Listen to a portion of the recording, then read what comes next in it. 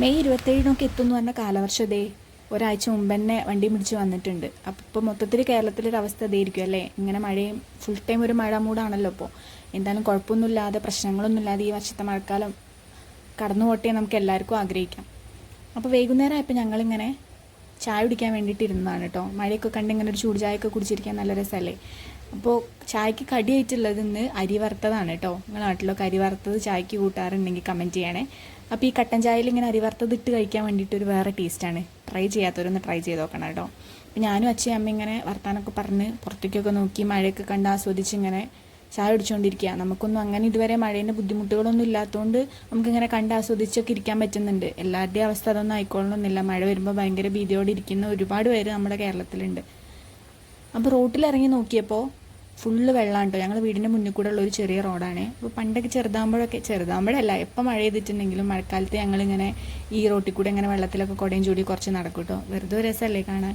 റോഡൊക്കെ ഇപ്പോൾ അടുത്ത് നന്നാക്കിയുള്ളൂ. ഇനി എന്താവും അവസ്ഥ എന്ന് മഴ കഴിഞ്ഞാൽ തന്നെ പറയാൻ പറ്റുള്ളൂ. അപ്പോൾ ഞാൻ ഇങ്ങനെ കുടയും ചൂടി നടക്കണുണ്ട്. അമ്മ ഇങ്ങനെ വിളിക്കുന്നുണ്ട്, പനി പിടിക്കും, കയറിപ്പോര് എന്ന് പറഞ്ഞിട്ട്. ഇനി മുറ്റത്ത് ഇറങ്ങി നോക്കിയപ്പോഴോ ഫുൾ മുറ്റം ആകെ വെള്ളത്തിലാണ്. ഒട്ടുമിക്ക വീടുകളിലും ഇപ്പോൾ ഇതൊക്കെ തന്നെ ഇരിക്കും അവസ്ഥ. ഞങ്ങൾക്കൊരു സർപ്രൈസ് കാണിച്ചു തരാം. സർപ്രൈസ് അല്ല, ഞാൻ ഇതിൻ്റെ കുറേ വീഡിയോസിലൊക്കെ കാണിച്ചിട്ടുണ്ട്. നമ്മളെ വീട്ടിലൊരു കുളമുണ്ട്. അപ്പോൾ ഈ കുളം കണ്ടപ്പോൾ നിങ്ങൾക്ക് ചിലപ്പോൾ കിണറായിട്ട് തോന്നുമായിരിക്കും കേട്ടോ. കുളം നോക്കാൻ വേണ്ടി പോയപ്പോഴാണ് ഇതിൻ്റെ അടുത്തൊരു അരിനെല്ലിക്കേൻ്റെ മരമുണ്ട്. അപ്പോൾ അതിൽ ഇങ്ങനെ കുറേ കായ വീണ് കിടക്കുന്നുണ്ട്. അപ്പോൾ 2-3 നമ്പർക്ക് വായിലിട്ടു. ഈ കുളത്തിൻ്റെ പ്രത്യേകത വേനൽക്കാലം ആകുമ്പോൾ നമുക്ക് കിണറായിട്ട് ഫീൽ ചെയ്യും, നല്ല ആഴമുണ്ട്. പക്ഷേ മഴക്കാലം അങ്ങോട്ട് ആയിക്കഴിഞ്ഞാൽ ഇങ്ങനെ വെള്ളം കയറി ഈ സ്റ്റെപ്പൊക്കെ ഫുള്ളായിട്ട് നല്ല നീല വെള്ളമാവും കേട്ടോ. പിന്നെ ഇപ്പോൾ മാങ്ങക്കാലമാണല്ലോ അല്ലേ, എല്ലായിടത്തും ഇഷ്ടംപോലെ മാങ്ങ ഉണ്ട് കേട്ടോ. നമ്മളെ വീട്ടിൽ പല ടൈപ്പ് മാങ്ങകളൊക്കെ ഉണ്ട്. അപ്പം എന്നാൽ മഴ ചെയ്താൽ അതിങ്ങനെ ചാടും പഴുത്തിട്ട്. കുറേ കിളിയും വവ്വാലൊക്കെ തിന്ന് പോകുന്നാൽ നമുക്ക് കഴിക്കാനുള്ള മാങ്ങ ഇഷ്ടംപോലെ കിട്ടുന്നുണ്ട്. നമുക്കും അടുത്തുള്ള വീടുകൾക്കൊക്കെ കൊടുക്കാറുണ്ട് കേട്ടോ. അപ്പോൾ അങ്ങനെ പോയിട്ട് എന്നാൽ കുറച്ച് മാങ്ങ വെറുക്കാമെന്ന് വിചാരിച്ചു. അപ്പോൾ ഒരു മാങ്ങ കിട്ടിയിട്ടുണ്ട്. സത്യം പറഞ്ഞാൽ ഞാൻ അത് കഴുകിയൊക്കെ വൃത്തിയാക്കി. കുറച്ച് കഴിഞ്ഞപ്പോഴാണ് എൻ്റെ കൈമ്മ കൂടെ പുഴുവരിക്കുന്നുണ്ട് കേട്ടോ. അപ്പോൾ ഞാൻ അതേപോലെ അത് അവിടെ തന്നെ ഇട്ടിട്ടുണ്ട്.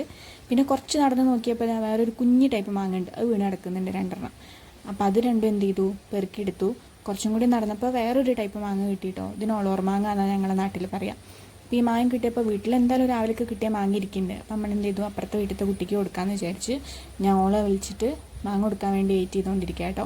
അപ്പോൾ ഇതൊക്കെയാണ് ഞങ്ങളുടെ ഒരു മഴക്കാലത്തുള്ള ഇന്നത്തെ ഒരു കുട്ടി വ്ളോഗ്.